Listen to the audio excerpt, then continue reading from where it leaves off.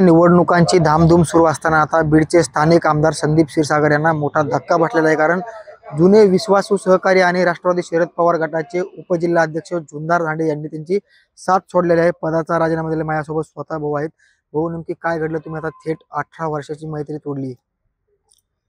आणि शेख मुजीब यांच्या पत्नी नाही सासूबाई यांच्यासाठी उमेदवारी मागितली त्यांच्यापाशी, म्हणजे बौद्ध व मुस्लिम समाजाला न्याय भेटन ह्या मार्फत। तर ते त्यांना राग आला त्याच्यामुळं आमचं जमलं नाही, त्याच्यामुळं राजीनामा दिला।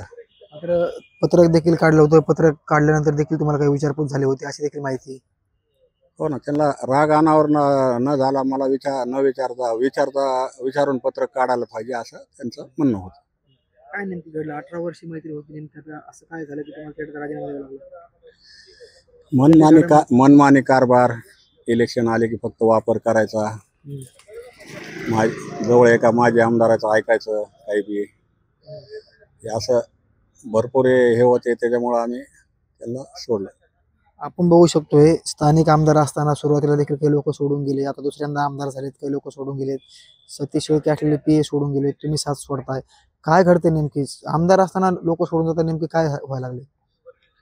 आमदार साहेब सध्या कानफुक्यांचं जास्त ऐकतात। कोणी येतं त्यांच्या कानात सांगतं हे असा करतो, तो तसा करतो, ऐकत नाहीत। काही कामं सांगितले कार्यकर्त्याचे तर ते पण ऐकत नाहीत। त्याच्यामुळं एक निष्ठावंत कार्यकर्ते असे सोडू चाललेले आहेत, आणि पुढं पण भरपूर असे जाणार आहेत तिथून। निवडणुकीच्या कार्यकाळामध्ये तुम्ही साथ सोडताय, कसं बघताय या गोष्टी सगळ्या? निवडणुकीच्या आम्ही आता माझ्या काय स्वार्थासाठी मी काही हे नव्हतं केले, फक्त एक बौद्ध व मुस्लिम समाजाला या उमेदवारीतून न्याय भेटल हीच मागणी होती। त्यांना नाही ती आवडली, त्याच्यामुळे आम्ही त्यांची साथ सोडली। नेमकी संदीप क्षीरसागरांचे कान कोण फुकतोय? तुमचा आरोप कोणावर आहे? आहे तर जवळ त्यांचे माझी ते जवळचे काही कार्यकर्ते, पदाधिकारी, गाडीत बसणारे त्यांच्या, हे कानफुके आहेत त्यांचे। तुमचा आरोप सय्यद सलीमवर आहे? सगळे भरपूर जण आहेत असे सय्यद सलीमवरच काय, सगळेच सांगतात त्यांना हे असं निष्ठावंताला कसं बाजूला करायचं, ते गाडीत बसणारे ते बरोबर करतात।